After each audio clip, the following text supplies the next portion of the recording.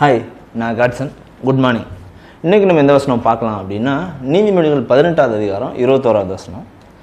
இந்த வசனத்தில் என்ன போட்டிருக்கு அப்படின்னா, மரணமும் ஜீவனும் நாவின் அதிகாரத்தில் இருக்கும் அப்படின்னு போட்டிருக்கு. மரணம் ஜீவன் அப்படின்னு யோசிக்கும் போது எப்படி யோசிக்கணும்னு தோணுதுன்னா, ஜீவன்றது வந்து நித்திய ஜீவன், மரணம்ன்றது வந்துட்டு அது எரி நரகம், அதை குறிக்குது.